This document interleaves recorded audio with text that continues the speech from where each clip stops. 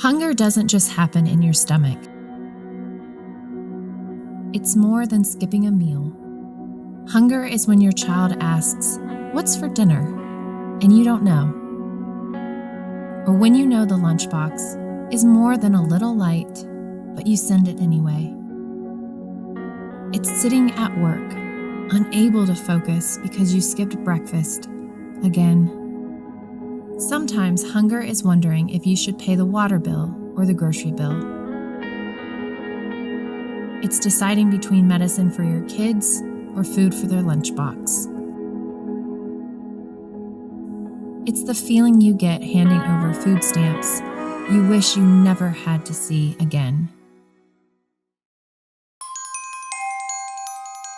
So our story is in 1990. Our second daughter was born with spina bifida.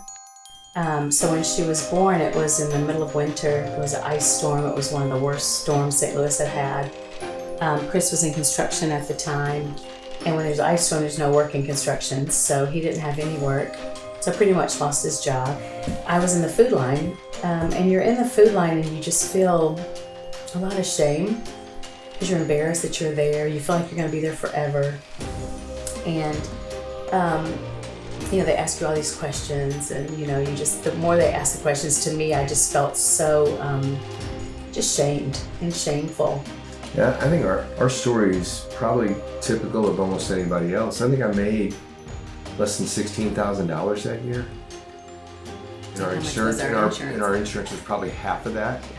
Well, not house payment, just but you can't let your insurance go because you've got Our daughter with spina bifida. thousands upon thousands of dollars of surgeries coming your way, right? And so, I think that's just some people's story, right?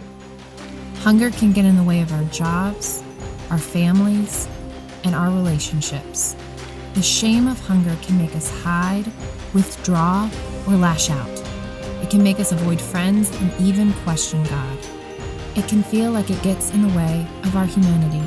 Yeah, hunger looks like a lot of things. First of all, it looks like anybody you see any day of the week. Right, neighbors. No matter where you live, whether it's here in Franklin, Tennessee, where we're headquartered, it really just looks like that. It could be a child, it could be an elderly person, it could be anybody, anywhere. It could be somebody wearing a suit and tie.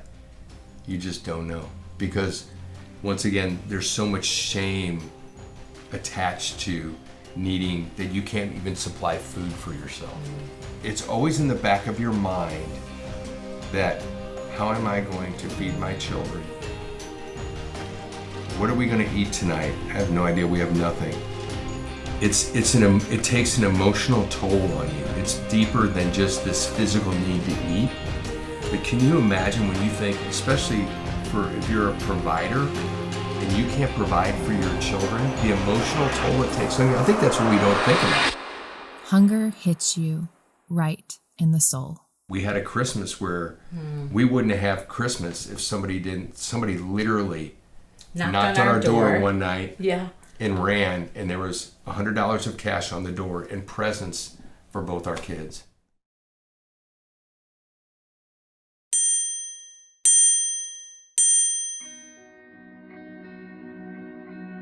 When life is at its darkest, it only takes a spark,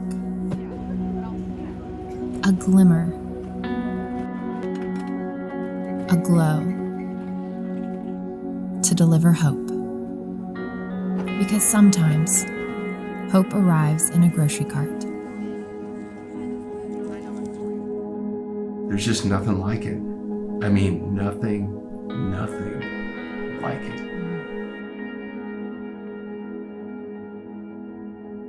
To see somebody's face light up. That's what I was going to say, to see their faces when you give them a grocery cart full of food. I mean, it's literally like 2 weeks worth of groceries, and they're just so grateful for that. And to us, it's like, we do this every weekend, right? So and then you stop and think, wow, I mean, think about that. Like, they're in need, and here they are getting this grocery cart full of food, and we get to bring hope to them, right?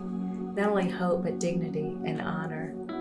And we're so blessed to be able to do that. Yeah, I don't know. It's hard to put into words, and that's why we love people to experience it and see it.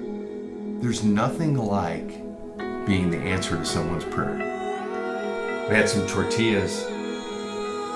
We delivered to this guy's door, and he goes, "Oh, thank you." He said, I'll use these to make a birthday cake for my son." Our driver that was delivering that day said, "Hold on a second." Had a birthday cake out on the truck and brought it back, and the dad and handed it to the dad, and he cried. Because he didn't have any money to buy a birthday cake for his son.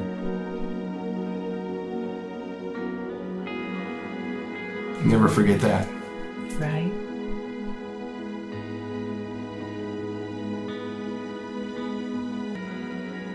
Yeah, there's a whole lot more to do. There's 50 states, isn't there, right? Yeah, last time I checked, right, 50. That Feed a Million is still standing out there before us, and now I believe I can see it in my lifetime. Before it was a dream.